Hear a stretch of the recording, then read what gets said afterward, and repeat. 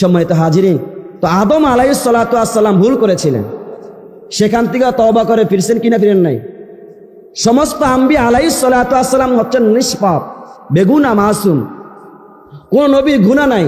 কিন্তু আদম ও সফিউল্লাহ ভুল করেছিলেন। এই কথাটা বলতে গেলে একটু পিছনে যেতে হয়।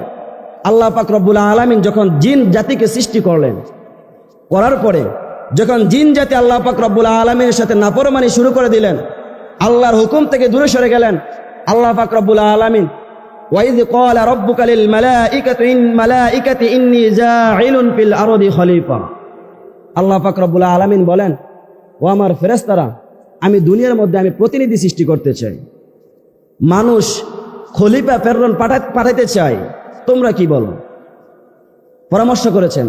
যেমন একটা মাহফিল কিংবা সামাজিক কোনো কাজ হইলে সকলে মিলে একটা সমাবেশ করে, সভা করে যে এই কাজটা এইভাবে করলে কেমন হবে, ওইভাবে করলে কেমন হবে, বা তোমরা কিছু পরামর্শ দাও যে কাজটা ভালো হবে কিনা মন্দ হবে। এই পরামর্শ নেয় কি নেয় না? তা আল্লাহ পাক রব্বুল আলামিন সর্ববিষয়ে জ্ঞাত, সব বিষয় জানেন। আমরা দুনিয়াতে আসলে কি করব না করব, কে জান্নাতি হবে কে জাহান্নামী হবে, সবকিছু জানার ক্ষমতা আছে কি নাই? আছে। আল্লাহ পাক রব্বুল আলামিন সবকিছুই জানেন। তারপরেও ফেরেশতাদেরকে নিয়ে সমাবেশ তৈরি করলেন, সভা তৈরি করলেন যে ও আমার ফেরেশতারা, আমি দুনিয়ার মধ্যে প্রতিনিধি সৃষ্টি করতে চাই, তোমরা কি বলো? ফেরেশতারা জবাব দিল, ক্বালা আতাজালু ফিহা মান ইফসিদু ফিহা ওয়া ইয়াসফিকুদ দিমা, আপনি যে প্রতিনিধি সৃষ্টি করবেন, মানুষ তৈরি করবেন, তারা তো দুনিয়ার মধ্যে যাইবে, মারামারি করবে, ঝগড়াঝাটি করবে, রক্তপাত করবে, যুদ্ধ বিগ্রহ করবে। এগুলা করতেছি কি করি নাই? এগুলা আছে কি নাই? ঝগড়া নাই, কথা বলেন, ঝগড়া নাই, মারামারি নাই, যুদ্ধ নাই, ফাসাদ নাই, এগুলা প্রত্যেকটা সমাজের মধ্যে আছে। তাহলে ফেরেশতা বলতেছে, আল্লাহ আপনি তাদেরকে সৃষ্টি করবেন, তারা দুনিয়ার মধ্যে গিয়ে এই কাজগুলা করবে, তো কি দরকার? অনাহনু নুসাব্বিহু বিহামদিকা ওয়া নুকাদ্দিসু লাক ক্বালা ইন্নী আ'লামু মা লা তা'লামুন।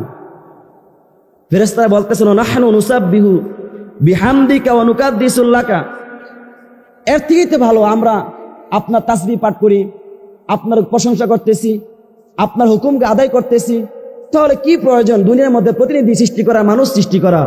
আল্লাহ পাক রব্বুল আলামিন ফেরেশতাদের জবাব দিলেন, ক্বালা ইন্নী আ'লামু মা লা তা'লামুন। চিৎকার দিয়ে বলি সুবহানাল্লাহ।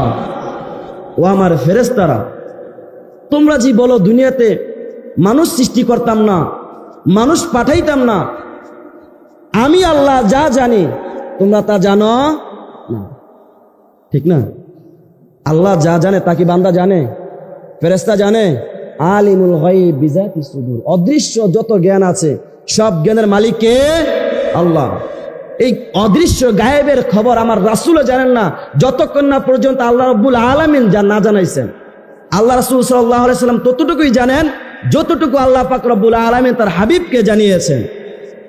আল্লাহ পাক রব্বুল আলামিন আদম ও সফিউল্লাহকে সৃষ্টি করার যখন সৃষ্টি করবেন, হযরতে জিবরাইল আলাইহিস সালাতু ওয়াস সালামকে বললেন, ও জিবরাইল, আমি তো আমার প্রতিনিধি মানুষ দুনিয়ার মধ্যে সৃষ্টি করতে চাই, তুমি যাও দুনিয়ার মধ্যে গিয়ে এক মুষ্টি মাটি নিয়ে আসো।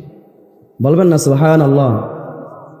যখন আল্লাহ রাব্বুল আলামিনের হুকুমে জিবরাইল আলাইহিস সালাতু ওয়াস সালাম জমিনের মধ্যে আসলেন, যখন মাটি খাবল দিয়ে নিলেন, তখন মাটি কাকুতি মিনতি করা শুরু করলেন, আমাকে কোথায় নিচ্ছ?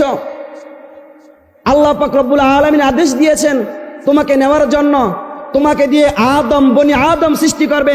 মাটি জবাব দিল, কাকুতি মিনতি করে বলল, ও ভাই জিবরাইল, আমাকে নিও না, আমার দ্বারা আল্লাহ পাক রব্বুল আলামিন মানব জাতি সৃষ্টি করবে, সৃষ্টি করার পরে তারা দুনিয়াতে আসবে, আল্লাহর সাথে নাফরমানি করবে, অন্যায় অপরাধ জুলুম ব্যভিচার করবে, আর সেই দেহ নিয়ে কবরে যাবে, যাওয়ার পরে জাহান্নামে যাবে। সেই জাহান্নামের আগুনের শাস্তি আমি মাটি ভোগ করতে পারবো না, আমাকে নিও না। যখন এই কথা বললেন, জিবরাইল আলাইহিস সালাতু ওয়াস সালামের মায়া লাগলো, রেখে গেলেন। আল্লাহ পাক রব্বুল আলামিন পাঠাইলেন মিকাইলকে, তারপরে পাঠাইলেন ইসরাফিলকে, সর্বশেষ পাঠাইলেন আল্লাহ সুবহানাহু ওয়া তাআলা আজরাইল আলাইহিস সালাতু ওয়াস সালামকে। আজরাইল আলাইহিস সালাতু ওয়াস সালাম যখন এক মুষ্টি মাটি নিলেন, ওই এক মুষ্টি মাটির হাতের মধ্যে, এক মুষ্টি মাটির মধ্যে 40 মণ মাটি ছিল। বলি সুবহানাল্লাহ। কত মণ? 40 মণ মাটি ছিল। যখন মাটির হাতে নিলেন, মাটি কাকুতি মিনতি শুরু করলো। তখন মাটি যখন বলল আমাকে নিও না, আমাকে নিয়ে এই কাজগুলা করবে, হযরতে আজরাইল আলাইহিস সালাতু ওয়াস সালাম জবাব দিলেন, আমি তোমার কাকুতি মিনতি মানব না, কারণ আমাকে রব্বে কারিম আদেশ দিয়েছে, আমাকে নিতেই হবে। বলি সুবহানাল্লাহ।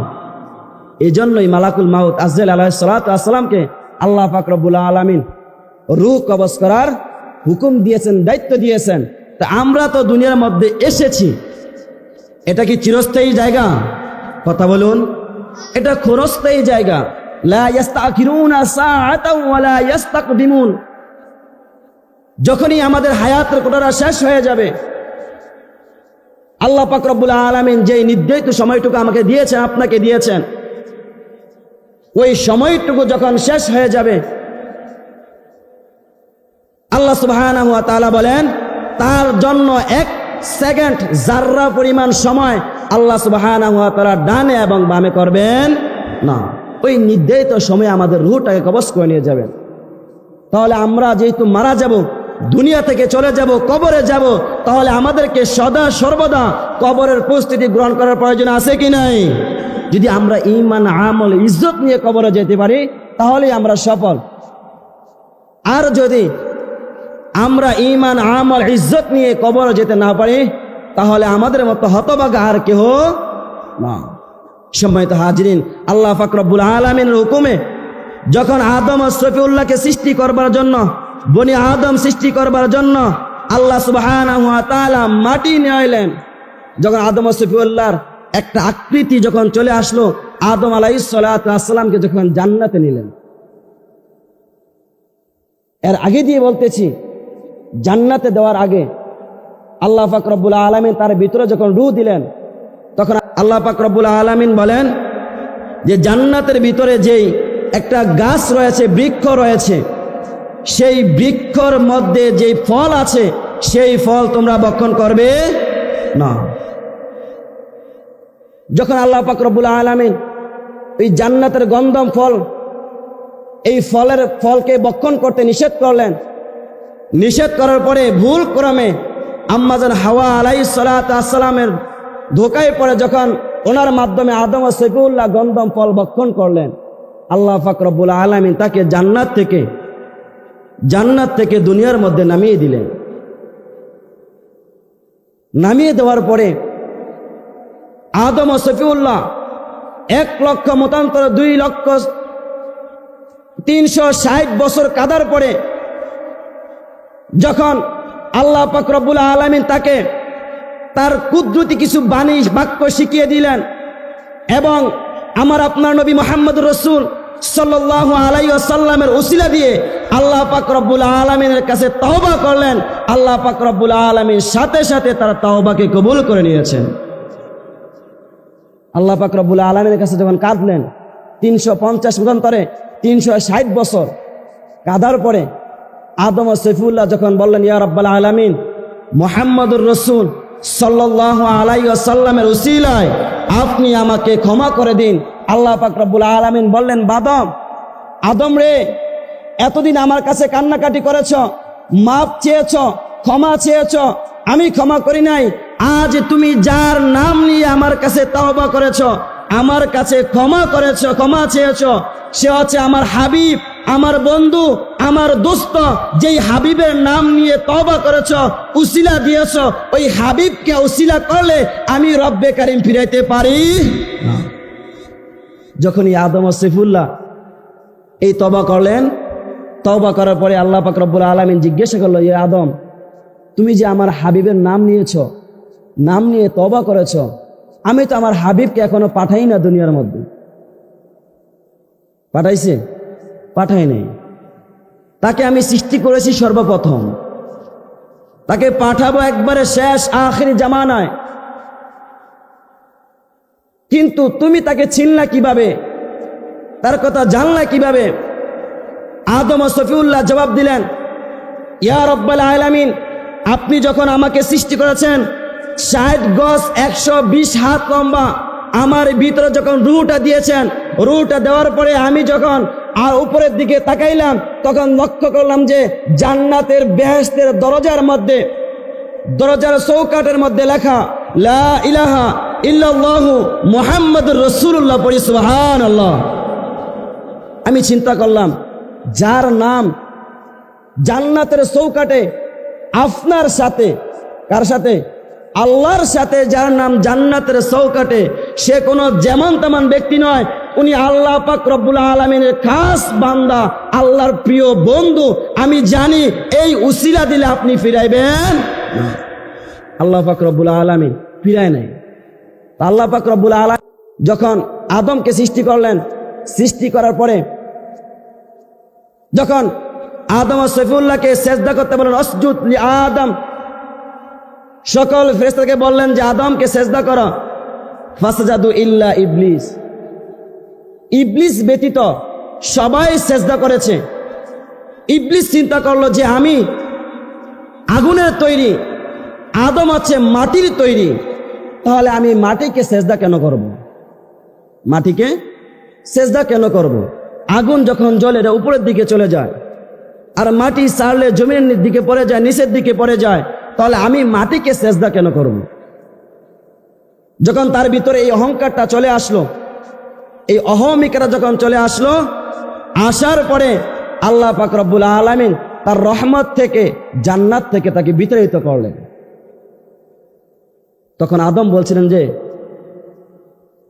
এই আল্লাহ পাক রব্বুল আলামিন যখন শয়তানকে, ইবলিসকে আরশে আজিম থেকে বিতাড়িত করলেন, তখন ওই শয়তান আল্লাহ পাক রব্বুল আলামিনের দিকে চ্যালেঞ্জ ছুড়ে দিয়েছিলেন যে যেই আদমের জন্য আজ আমি লাঞ্ছিত, বঞ্চিত, 6 লক্ষ বছর আমি আপনার গোলামি করেছি, আমি ছিলাম মুআল্লিমুল মালাইকা, সকল ফেরেশতাদের সর্দার ছিলাম, আজ এই মাটির তৈরি আদমের জন্য আমি আজকে রহমত থেকে, জান্নাত থেকে বঞ্চিত হলাম।